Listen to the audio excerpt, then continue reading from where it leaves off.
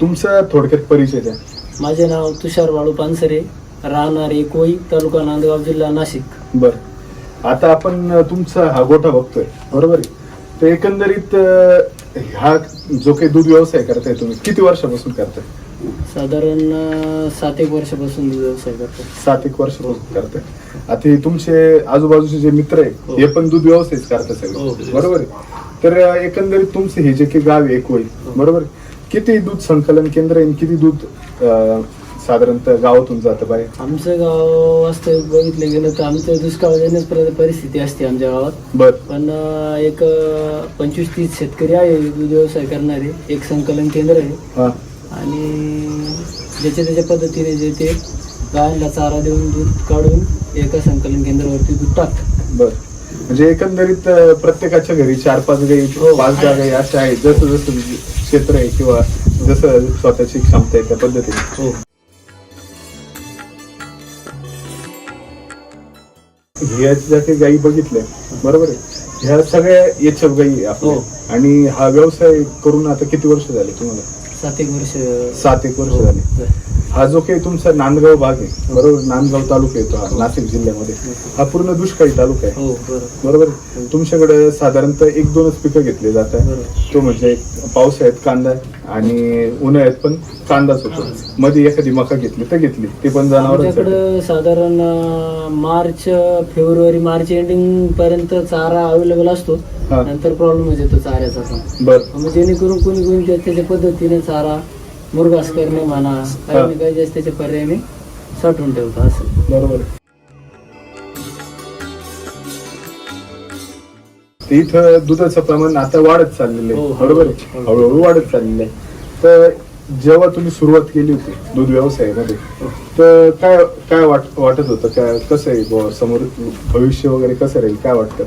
सुरुवातीला 2च गाई होत्या. एकच गाय होती, ती आहे माझ्याकडे अजून पण. त्या गायीपासून सुरुवात केली, नंतर एक गाय टाकली.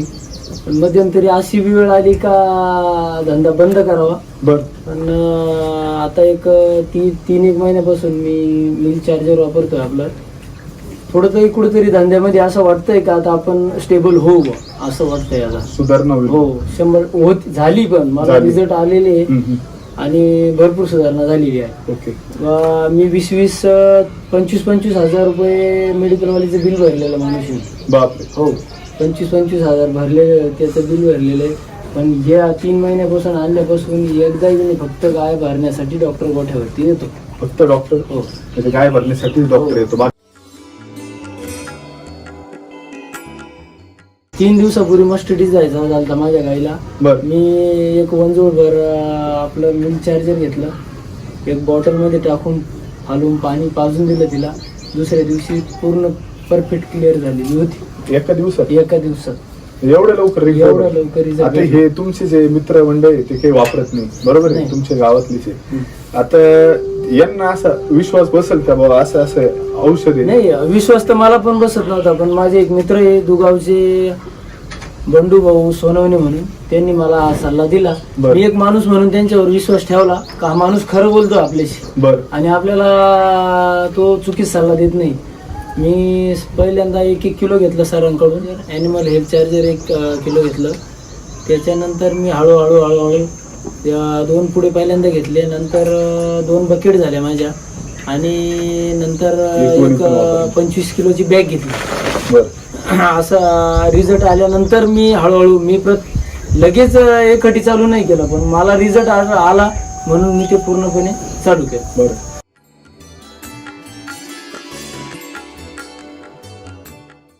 आता एकंदरीत तुम्ही 3 महिन्यापासून वापरताय, बरोबर. आणि गाई जर बघितलं, मध्यंतरी तुम्ही बोलता बोलले का 1-2 जनावर आहे ते एकदम रिवर्स झाले होते आणि बंद झाले होते, बरोबर. त्यांचा काय प्रॉब्लेम होता? कमीत कमी 4 वेळेस भरून पण गाय राहत नव्हत्या, असा प्रॉब्लेम यायचा. आता माझ्यावर येत नव्हती गाय. ती गाय 1 महिन्यापूर्वी भरली, 10 महिने झाले जणू माझ्यावर आली. आता भरली आहे आणि दूध पण स्टेबल देते. दुधामध्ये काही एवढी घट नाहीये आणि अंगावरती चमक वाढलेली. गाया समोर, रिझल्ट समोर आपले.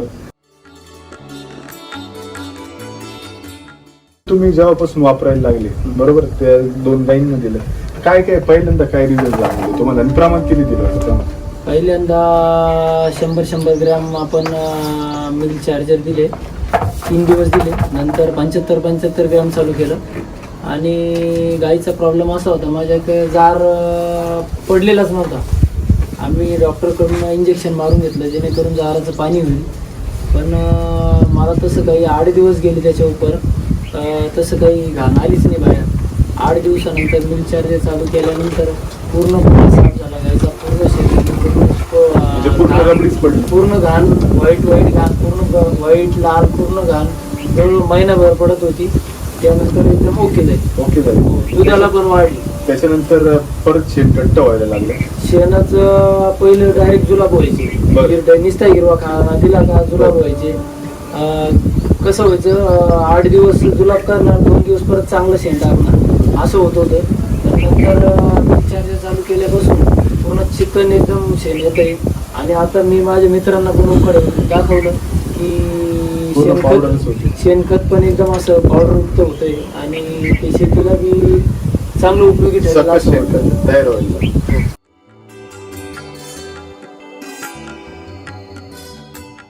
आता एकंदरीत समजा जे काही जनावर आहे तुम्ही बोलले का 3 महिन्यापासून डॉक्टरची फक्त आपण जनावर भरण्यासाठी सांगतो. ती तर समजा जे काही दुधामध्ये क्वालिटी आहे किंवा त्याचा जो काही कलर आहे त्याच्यामध्ये काही बदल जाणून दुधाची क्वालिटी आहे. दुधाची पहिले पण होती पण आता जरा सुधारणा झाली. हो थोडंफार सुधारणा झाली. एसएनएफ फॅट मध्ये बदल वाटतो. थोडा बदल आहे जेणेकरून आपण लगेच अपेक्षा करू शकत नाही. आमच्याकडे टेम्परेचर जेवढं आहे का लगेच आपण अपेक्षा करू शकत नाही. आता साधारणतः 12 वाजले असतील बरोबर. 12च्या सुमारे किती काय वाटतं टेम्परेचर काय असेल या बाबतीत? टेम्परेचर कमीत कमी 43च्या आसपास 43-44 असेल. बरं एवढं टेम्परेचर आहे. आता एकंदरीत तुम्ही म्हटलं की एका दिवसात तुमचा आजार पण बरा झाला बरोबर आहे. शेणामध्ये पण तुम्हाला बदल जाणवले, दुधामध्ये जाणवले. रोगराईंच्या अटॅक बद्दल काय वाटतं म्हणजे जे काही बाहेरचे संसर्गजन्य रोग आहे किंवा असं टेम्परेचर वाढल्यानंतर जे काही जनावर माझ्या धापा टाकत्या यांच्या पण टाकत असतील. पण आता 3 महिने 2.5-3 महिने जर उन्हाळ्यात झाले असतील किंवा माझं मिल्क चार्जर चालू करून झाले आहे पण गायला अजूनपर्यंत ताप आला नाही. तापच आलेला नाही. इतर डॉक्टर आला नाही, ताप आला नाही, डॉक्टर बोलावलं. तुमच्याकडे कोणाकडे म्हणजे गाई ताप टेम्परेचर वाढल्यामुळे ताप आलेला आहे? माझ्याकडे पण 4 गाई आहे. बरं. त्याच्यातल्या 3 गाई व्यवस्थित आहे. दापावर काय टाकते नाही काही नाही. पण त्याच्यातली एक गाय जरा वीक आहे. बरं. ती गाय अक्षरशः दापा टाकते नाही, तोंडापासून दापा टाकते, लाळ गळती तिच्या अक्षरशः. तिला हा प्रॉब्लेम आहे. मी आज भाऊंचा ऐकून मी पण चालू करणार आहे. 2 दिवसात मी पण चालू करतोय. बघू मला पण काय त्याच्यात. म्हणजे आतापर्यंत तुम्हीच वापरताय गावामध्ये आणि बाकीचे आपले काही जे काही जनरल प्रॅक्टिस चालते बरोबर. मिनरल मिक्सर असो चंदी डे त्यानुसारच चालू आहे. तर त्याच्यामध्ये आज एकंदरीत तुम्ही जो काही आज मिल्क चार्जर तुम्ही भरपूर ठिकाणी म्हणजे फोन करून आवर्जून बोलवलं. आज तुम्ही व्हिडिओ पण बघितले असाल बरोबर आहे. एसएटी बघितले. तर जे काही व्हिडिओमध्ये दाखवताय किंवा जे काही आज मिल्क चार्जर आपण वापरतोय आपल्या गोठ्यामध्ये तर काय वाटतं का समजा आज प्रोडक्ट तर एकच आहे पण त्याचे फायदे वेगवेगळे अनेक फायदे बरोबर आहे. तर तुम्हाला काय वाटतं का जे राम सर सांगतात की आज समजा आपण शेती झालं किंवा जे काही जनावरं झालं आपली माय माऊली तर आपण तिचं चांगलं पालन पोषण जर केलं तर ते पण आपल्याला उत्पन्न व्यवस्थितच देणार आहे. तुम्हाला काय वाटतं एकंदरीत का समजा मिल्क चार्जर नसतं तर ती तुम्ही जी काही गाय आहे ती आता एवढ्या दिवसामध्ये मला एक तर ती गाय एक्सपायर झाली असती नाहीतर मला विकून टाकावं लागली असती. विकून बी ती माती मोलच किमतीत गेली असती. आणि गायींचं असं आहे का हे चालू केल्यामुळे तुमचे 2-4 वित तरी जास्त तुमच्याकडे टिकणार काय एवढा फरक आहे याचा बरोबर. आणि जे काही आज आपण म्हणतो का जो काही मेडिकलवर खर्च होतो लोकांचा डॉक्टरवर खर्च होतो आज समजा वातावरण बदललं तरी गाय अनस्टेबल होती डिस्टर्ब होती. तर ह्या गोष्टींमुळे तुम्हाला असं वाटतं की एक शाश्वती आली या व्यवसायामध्ये? अगदी बरोबर बोलले तुम्ही. मेडिकलवाल्याचा खर्च म्हणजे माझं जेव्हा उधारीचं बिल होतं ते 25,000 रुपये मी मेडिकलवाल्याचे भरले होते. त्याच्यानंतर माझी एकही गोळी आणि एकही औषधाची त्याच्या वहीवरती एंट्री नाही. बापरे. एवढा फरक आहे. त्यांचा काही विचारपूस नाही होत का बाबा तुम्ही मधीच बंद बिंद त्यांनी नाही केला व्यवसाय? नाही. हा? डॉक्टरांचं होतं कधी कधी का दुसरे डॉक्टर आले होते का काय विचारता बा डॉक्टर. मेडिकल वाले तर लगेच नाही, पण मग हळूहळू तो पण विचारणा करणारच, बरोबर. अशी गोष्ट आहे. साधारणतः किती खर्च होतो मेडिकलचा तुमचा? खर्च सांगा जर ठरला तर जनावरांची मेंटेनिटी काय आहे त्याच्यावर खर्च अवलंबून राहतो. एक अंदाजी समजा आपण घेतलं अंदाजी 4-5 जनावरांचं किती खर्च? 4-5 जणांचा आता मला मध्यंतरी मला 10-15 हजार रुपये आला. 10-15. म्हणजे आपलं उन्हाळा मध्यंतरी झालं चालू होता आणि त्यावेळेस चालू होता. म्हणजे वर्षासाठी 5-50 हजाराचा खर्च हा येत होता. मला स्टार्टिंगला मी चालू केलं, मला महागडं खूप वाटलं होतं. बर. प्रत्येकाला वाटेल शेतकऱ्याला, हा. पण जेव्हा आपण रिझल्ट बघतो हो. किंवा जे मेडिकलचं बिल आणि याची तुलना जेव्हा करतो आपण, तर तेव्हा हे एकदम अतियोग्य आहे आणि स्वस्तात पडतं माझ्या स्वस्तात हिशोबाने. बरं, आपलं मेडिकलचं इंजेक्शन आणलं तर ते एकाच तापाची गोळी दिली तर ती तापावच काम करणार, बरोबर. पण हे हे सर्व त्याच्यापासून काम हे करते. सर्व आजारावरून काम करणार आणि पूर्ण खर्च आपला कमी करणार. तुमची गाय तुम्हाला विकायची जरी असली एखाद्याला, एखादा व्यापारी आला तर तुमच्या गायीवर चमक असली तर व्यापारी लगेच बरोबर. व्यवहार करतो. व्यवहार. तसं गाईला चमक पण वाढते, बरोबर. दूध पण व्यवस्थित चालतं आणि तुमच्या शेतीमध्ये जे शेण जाणार आहे ते सुद्धा कसदार शेण जाणार आहे, हे कसदार लक्षात घ्या. अशी बरं. गोष्ट. तर एकंदरीत आता तुम्ही जे सांगताय आणि तुम्हाला प्रेरणा घेऊन बाकीचे पण जे काही शेतकरी ते मिल्क चार्जरचा वापर करणार, बरोबर आहे. तर तुम्ही जसं व्हिडिओ पाहून समजा बाकीच्यांना प्रेरित केलं किंवा बाकीच्यांना प्रेरणा दिली, तर एकंदरीत इतर शेतकऱ्यांना काय सांगाल का जे युट्यूबच्या माध्यमातून आता ते तुम्हाला बघणार आहे का SCT वैदिक जे दाखवतं काय, जे काही आपण मिल्क चार्जर बघितलं त्याचे रिझल्ट बघितले, आज आपल्याला एका उत्पादनावरून कळालं की क्वालिटी आहे, बरोबर, तर आपल्याला रिझल्ट भेटतंय. तर काय सांगाल इतर शेतकऱ्यांना हे उत्पादन भेटलं तर नक्कीच दूध व्यवसाय सोपं होऊ शकतो? 100% होऊ शकतो. मिल्क चार्जर हे काही रासायनिक प्रोडक्ट नाही आहे, हे एक आपलं आयुर्वेदिक प्रोडक्ट आहे. याने साईड इफेक्ट कुठलेच होणार नाही गाईंना. आणि दूध धंद्यामध्ये जर दूध टिकून राहायचं असेल तर तुम्हाला मिल्क चार्जर वापरणे. कारण तुम्हाला एकाच वस्तूवर खर्च होणार आहे. बाजारातून 17 प्रोडक्ट आणून गाईंना द्यायची गरज नाही आहे आणि बराचसा खर्च टाळता पण येऊ Maintenance कमी शकतो. होतो. एकदम मी पूर्ण मिल्क पावडर देतोय सर पावडर, पण आता ती घेतली एवढंच वाया जाऊ नये म्हणून देतोय मी, पण तिचा रिझल्ट काहीच नाही. सध्या देतोय मी, मेडिकलला भेटणार आता जाऊन जरा, पण तिचा मला रिझल्ट काही चालू नाही. मी त्याचे अजून पैसे पण दिलेले नाही आणि त्याला सांगणार आता ती घालून घातली पण त्याचे पैसे देणार नाही. काय का मला तिथं रिझल्टच नाही आलाय. देऊन उपयुक्त जनावर झाला पाहिजे ना काही. त्यांनी मला भरपूर जसे याचे पण फायदे दिले, मग मला तसे फायदे सांगितले. दूध वाढेल, NSF वाढेल, फॅट वाढेल, असे बरेच काही आता सांगितले. हे गहू त्याचं काही भरपूर- मी ते लेट आलो, ते पण भरपूर दिवसापासून आहे. पहिले जे बियर खाते म्हणतो आपण, बार्ली काय, बरोबर. तर त्यांनी घातलेलं आहे, मी घातलेलं आहे. माझ्या गायी अक्षरशः डायरेक्ट कचऱ्यात जमा होत्या, अशा गायी झाल्या होत्या डायरेक्ट. आणि तो भाऊ आज पण वापरतोय, पण त्यांनी पण हे प्रोडक्ट जर वापरलं नक्कीच त्यांच्या लक्षात येईल. आणि बार्ली प्रत्येक कोणत्या शेतकरी घालून या अशा बाटलीने काय होतंय, जनावर एकदम विकू होतं आणि जनावरचे जे दात म्हणतो ना ते एकदम काळे. वर्षात जाते, बॅग पडून जाते, कुजून जाते, हा प्रकार होऊ राहिला. असं आमचं शेतकरी, बाटलीचं. प्रत्येक शेतकरी काय करतोय, फक्त खायला घालायचं, हा. दूध काढायचं, शेतकऱ्याचं जरा फक्त तात्पुरतं म्हणणं आहे क्षणिक सुख हा, बघतोय आपण, पण लाईफच नाही जाणं चित्रपती काही. बरोबर. या प्रोडक्ट मुळे नक्की चित्रपती लाईफ वाढणार, 2-4 इथं वाढावा होणार. ह्या इथं जर जनावर जर 10 लिटर दूध देत असेल, जर बारली घालून जर पुढे जर चालून जर ते जर जनावर तेवढं दूध देत नसेल तर बरोबर. उपयोग नाही. त्या एकाच सीझनला जर ते जर जात असेल पुढे मार्केटमध्ये परत त्रास आहे आपल्याला.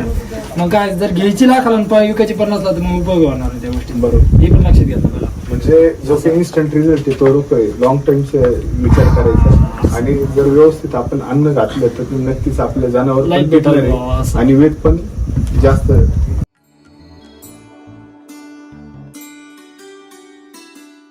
मला बरेच जण बोलले का तुम्ही बारली घाला, दूध वाढेल, असं होईल तसं होईल. बरं, पण मी पहिल्यापासून मला स्वतःला दूध घरी खायचंच होतं ना, अजून खातोची. बरोबर. पण मी ही जी गोणी आहे ह्याच गोण्या वापरतोय, कांडीच्या बुशाची ह्याच गोण्या वापरतोय. पण अजून जनावरला काही त्रासही झाला नाही, आजारी मापात पडताय असा प्रकार आहे आणि दूध आहे मेंटेन, काहीच विषय झाला नाही. पण बारलीवाले आहे बरेच जण घालले आणि त्यांच्या माझी बराबरीच आहे. बरोबर. असा विषय आहे. मला 10 दिवसाला 20,000 रुपये घेऊन पडते, फक्त 50 लिटर दूध घालते मी. बरोबर. असा प्रश्न आहे. न बारली घालता न काही नाही, काहीच विषय नाही. म्हणजे आपण निसर्गात आपल्याला सगळं भेटलेलं आहे, फक्त आपण त्याचा जर वापर केला तर नक्कीच तुमची जनावर शेती सुजलाम सुफलाम झाल्याशिवाय राहणार नाही. याच्या आधी तुम्ही जे काही बारली खाद्य देता किंवा इतरही तुमचं काही मिनरल मिक्सचर देत असाल त्याबद्दल काय वाटतं?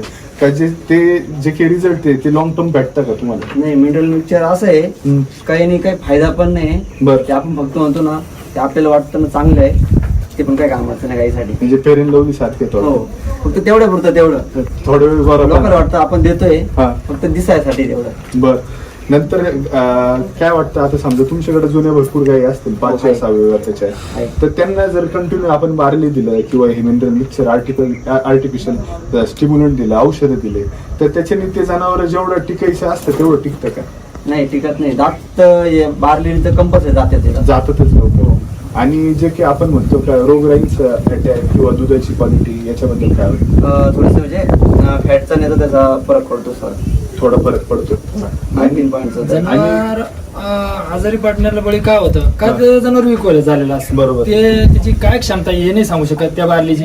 ते जनावर आहे ना, ते खाऊन विकू झालेलं असतं. म्हणजे त्या बरोबर. जनावर ताकद आपण जी म्हणतो ती काहीच राहत नाही. ते जर म्हणते तर खातं म्हणून खातं, एवढा प्रश्न होतो. त्या जनावराला आपण जे कधी अनुभव ताप आला ते लवकर त्याला अटॅच होऊन जातं. असं बरोबर. जे जनावर ताकद असते किंवा हा प्रकारातून माझ्याकडे काय आहे, मला झाले वर्ष झाले आणि आता 6 महिन्यापूर्वी त्या काही अजून अंगावर आले ना, जायचं आपल्याला पाहिजे. ज्या आधीच्या काही आणलेल्या आहेत ते एकदम वीक आहे, काहीच विषय नाही. आणि ते अजूनही आजारी पडले नाही. ज्या मागून काही आणले फक्त त्याच आजारी पडले, फक्त त्या काही एवढ्या खाण्यामुळे आजारी पडले. मी त्याच्यामुळे ते बंद करून टाकले, घालले नाही आणि अजून पाहिले नाही. असं विषय थोडं.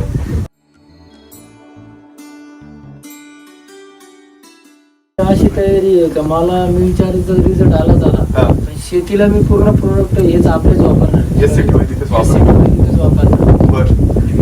मी कमीत कमी पहिल्या वेळेस तरी 1 एकराला तरी वापरणार. म्हणजे पूर्ण मला confidence जेणेकरून- आलेला आहे आता. पूर्ण कॉन्फिडन्स आलेला आहे, जेणेकरून मला दुसऱ्या प्लॉट मध्ये ना आपल्या प्लॉट मध्ये लगेच फरक जाणवला. आणि मला फरक जाणवलेला बी, मला कॉन्फिडन्स आहे. मी खर्च डोळे झाकून तो करणारच तेवढा, बरोबर. तेवढ्या क्षेत्राला तो खर्च करणार. बरं.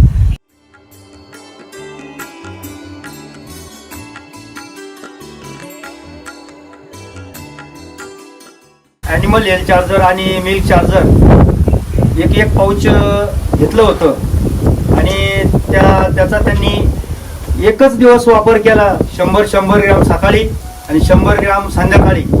आणि दुसऱ्या दिवसापासून त्यांच्या गाईना जो जार त्या गाईचा पडलेला नव्हता, तर ते जाराची जी काही घाण होती ती घाण बाहेर टाकायला सुरुवात केली. आणि गेल्या 10-12 दिवसामध्ये, नंतरच्या 10-12 दिवसामध्ये पूर्ण घाण बाहेर पडली. आणि त्यानंतर खऱ्या अर्थानं त्या गाईचं आरोग्य सुधारलं. आणि आरोग्य सुधारल्यानंतर त्या गाईचं आज दूधही वाढलं. पर्यायानं तिची पचन क्षमता वाढली. तिची जी प्रजनन संस्था होती ती पण व्यवस्थित सुस्थितीत झाली. तिच्या शरीरातील जे हार्मोन्स जे आहेत त्याचं देखील संतुलन व्यवस्थित झालं. आणि त्याचा परिणाम म्हणून तिचं जे आरोग्य आहे ते व्यवस्थित सुस्थितीत झालं. मला या निमित्तानं सर्व शेतकऱ्यांना किंवा दुग्ध व्यावसायिक बांधवांना विनंती किंवा आवाहन करायचं आहे की आपण एक सर्वसामान्य कुटुंबातील किंवा आपला नांदगाव तालुका हा दुष्काळी आहे. आणि त्या दुष्काळी परिस्थितीवर मात करण्यासाठी आपल्याकडं शेतीला एक पर्याय किंवा शेतीला जोडधंदा म्हणून आपण जेव्हा दुग्ध व्यवसायाकडे बघतो तर तो व्यवसाय म्हणून त्याच्याकडे बघितलं पाहिजे. त्या व्यवसायामध्ये आपला खर्च किती होतो, त्याचबरोबर आपल्याला त्यापासून उत्पन्न किती मिळतं याचा कुठंतरी लेखाजोखा ठेवण्याची आपण सुरुवात केली पाहिजे. आपल्या शेतामध्ये चारा पिकतोय म्हणून आपण 4 जनावर पाळायचे आणि ते जनावर मात्र 2-2 वर्ष आपण भाकड पद्धतीनं सांभाळायचे. अशा पद्धतीनं आपण जर दुग्ध व्यवसाय करत असू तर आपल्याला कधीच त्यापासून भविष्य दिसणार नाही. आणि पर्यायानं आपण त्या धंद्यामध्ये किंवा दुग्ध व्यवसायामध्ये यशस्वी होऊ शकणार नाही. तर मी या निमित्तानं असं आवाहन करेल, SCT वैदिक या कंपनीचं, या वैदिकचे प्रॉडक्टचे जे जनक आहेत सन्माननीय श्रीयुत राम सर यांच्या मार्गदर्शनानुसार मी कृषी अधिकारी म्हणून रिटायर झाल्यानंतर या आपल्या दुधकाळी, नांदगाव किंवा चांदोड असेल या तालुक्यामध्ये शेतकऱ्यांना काहीतरी शाश्वत पर्याय निर्माण व्हावा, की शेतीमध्ये आपण जी आदबण्याची शेती करतोय किंवा दुग्ध व्यवसायामध्ये आपला दुग्ध व्यवसाय कशा पद्धतीनं तोट्यात जातोय. बरेच शेतकरी 1.5 लाखाची गाय आणतात, पर्यायाने ती 2 वर्ष सांभाळून भाकड होते आणि 20-25 हजाराला विकण्याची वेळ येते. तर या पद्धतीमध्ये शेतकरी मोठ्या प्रमाणामध्ये एका चक्रव्यूहामध्ये अडकतोय आणि त्या चक्रव्यूहामधून सोडण्याच्या अनुषंगाने मी रिटायर झाल्यानंतर कुठंतरी राम सरांची जी संकल्पना आहे की ज्या शेतकऱ्यांना आपण मदत केली पाहिजे, त्या भावनेतून, त्या दृष्टिकोनातून कुठंतरी शेतकऱ्यांना मदत करावी, मदतीचा हात पुढे करावा, या अनुषंगाने नांदगाव तालुक्यामध्ये मनमाड या ठिकाणी SCT वैदिकचं वितरण केंद्र सुरू केलेलं आहे आणि त्या माध्यमातून शेतकऱ्यांना भेटीगाठी घेत आहे. आणि त्यामधून आज आपण बघू शकता असंख्य शेतकरी या SCT वैदिकशी जोडलेले जात आहेत. त्यांच्या जे अनुभव आलेले आहे त्या अनुभवातून जास्तीत जास्त शेतकऱ्यांनी याचा वापर करावा आणि आपली दुग्ध व्यवसाय हा यशस्वी करावा, या निमित्तानं मी सर्वांना आवाहन करतो, विनंती करतो. थँक्यू. धन्यवाद.